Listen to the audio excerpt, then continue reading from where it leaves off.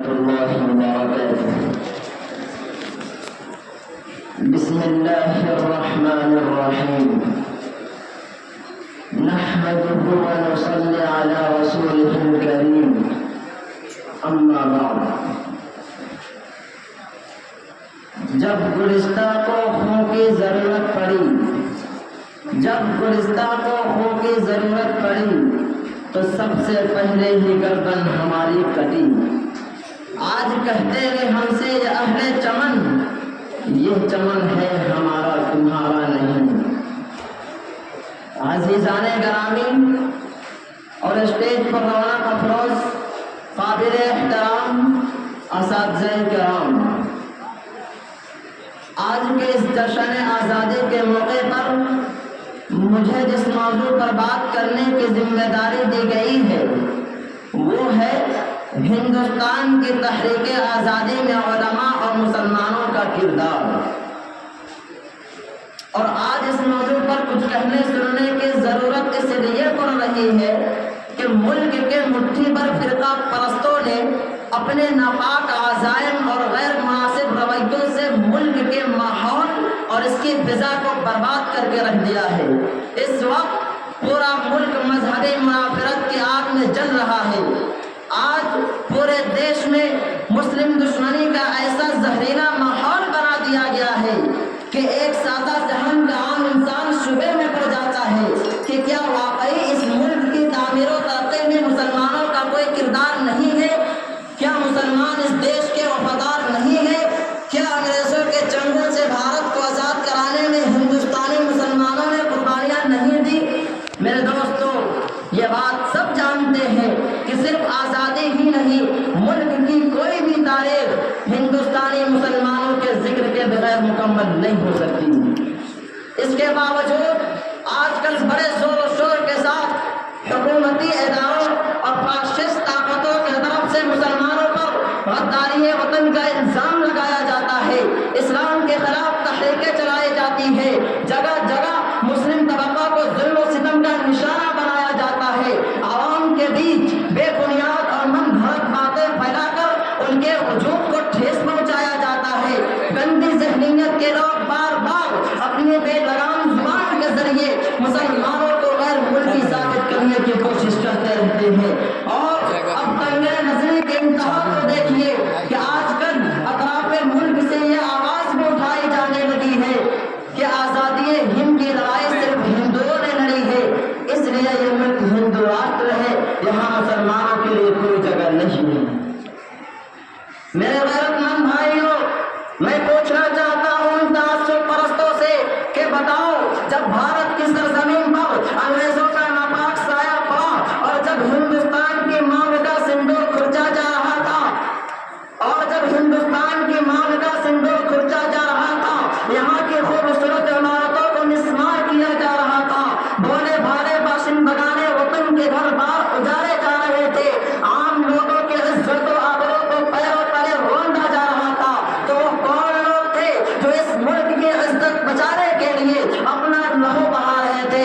آج تم ہم سے سند وفا مانگتے ہو اور تحریک آزادی میں آئینہ سے بھی زیادہ صاف شفاف ہمارے روشن کردار کو مشکوک نگاہوں سے دیکھتے ہو.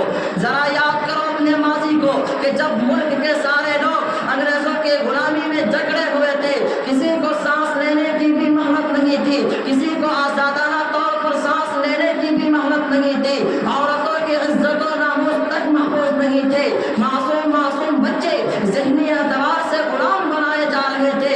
اس وقت اس ملک کی گود میں پرورش پانے والا کوئی مائی کا لال اتنی جرأت نہیں کر سکتا تھا جو انگریزوں کی حکومت کو للکار سکے، جو دنیا کی سپر پاور طاقت کا مقابلہ کرنے کے لیے آنکھوں میں آنکھیں ڈال کر بات کر سکے. تو ایسے وقت میں ہندوستان کی آزادی کی تحریک سب سے پہلے علماء اور مسلمانوں نے شروع کی، اور علماء نے یہاں کے عوام کو غلامی کا احساس اس وقت کرایا جب اس کے بارے میں کوئی سوچ بھی نہیں سکتا تھا. چنانچہ تحریک آزادی کے دوسرے دور میں جب انگریزوں نے ظلم اور اتیاچاری کو اپنا ہتھیار بنا کر ہندوستانیوں کے خلاف استعمال کرنا شروع کیا تو انگریزوں کے خلاف انتہائی بے باکی کے ساتھ جس شخص نے پہلی آواز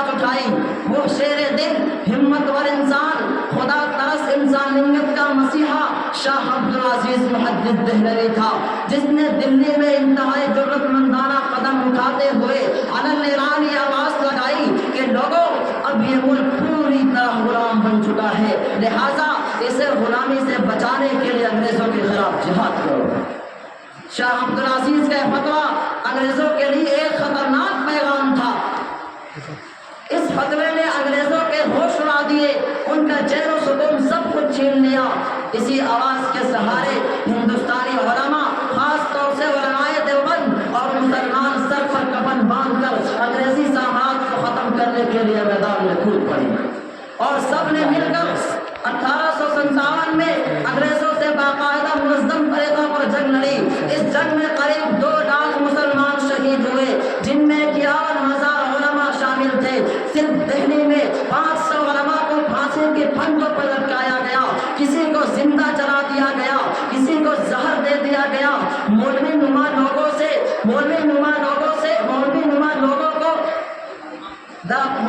لوگوں کو ہاتھیوں پر کھڑا کر کے درختوں سے باندھ کر ہاتھی کو چلا دیا جاتا، اور ان سے یہ کہا جاتا کہ مولویوں تم صرف ایک بار کہہ دو کہ ہم 1857 کی جنگ آزادی میں شریک نہیں تھے، تمہیں ابھی چھوڑ دیا جائے گا۔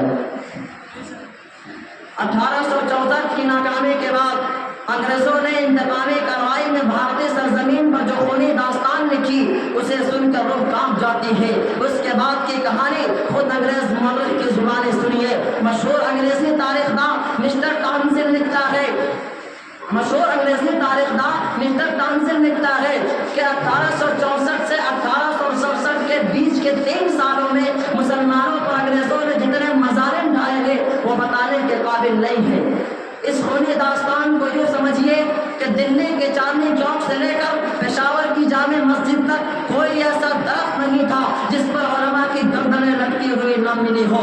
علماء کے جسموں کو تانبے سے داغا جاتا تھا، جانوروں کی کھانوں میں بند کر کے جلتے ہوئے تنور میں ڈال دیا جاتا تھا۔ لاہور کی جامع مسجد کے صحن میں انگریزوں نے پھانسی کا پھندا بنایا ہوا تھا، اس میں ایک دن میں 80 علماء کو پھانسی دی جاتی تھی۔ اسی لاہور کے دریائے راوی میں 70 اور 80 علماء کو گولیوں میں بند کر کے دریا بوس کیا جاتا، اور اوپر سے گولیاں برسائی جاتی تھی۔ کیا دنیا مالٹا کے اسیران شیخ الہند مولانا محمود الحسن دیوبندی اور مولانا عبید اللہ سندھی کو بھول سکتی ہے، جنہوں نے انگریزوں کے خلاف ایک ایسے عالمی تحریک چلائی کہ سن کر عقل انسانی حیران رہ جاتی ہے، جسے ریشمی رومال کے نام سے جانا جاتا ہے۔ یہ وہی شیخ الہند ہے جن کے وطن پرستی کی شہادت دیتے ہوئے انگریز گورنر مسٹن کہتا تھا کہ اگر شیخ الہند کو جلا کر راکھ کر دیا جائے تو ان کے راکھ سے بھی انگریز دشمنی کی بو آئے گی۔ اسی شیخ الہند کے عبد العزیز شاگرد شیخ الاسلام مولانا حسین احمد مدنی ہے، جنہوں نے انگریزوں کے طرف سے گولی مار دینے کا حکم دے جانے کے بعد بھی کراچی خلافت کانفرنس میں شرکت کی، اور اس مرد مجاہد نے کانفرنس کی صدارت کرتے ہوئے انگریزوں کو مخاطب کر کے فرمایا تھا کہ کھلونا سمجھ کر نہ برباد کرنا، کہ ہم بھی کسی کے بنائے ہوئے ہیں۔ فرنگی کے فوجوں میں حرمت کے فتوے سرے دار چڑھ کر بھی گائے ہوئے ہیں۔ وہ شجر آزادی کو خو دے کر سینچا تو پھل اس کے پکنے کو آئے ہوئے ہیں۔ میرے قومی بھائیوں، اتنا سب کچھ کرنے کے بعد مولانا حسین احمد مدنی، مولانا ابوالکلام آزاد اور بابائے قوم مہاتما گاندھی کے رہنمائی میں 1920 میں انگریزوں سے آخری سب سے بڑی جنگ لڑی گئی، جس میں بہت سے برادران قوم اور سارے مذہب کے لوگوں نے شرکت کی، جس کے نتیجے میں 15 اگست 1947 آج تک نظر لوگ یہ سوال کرتے ہیں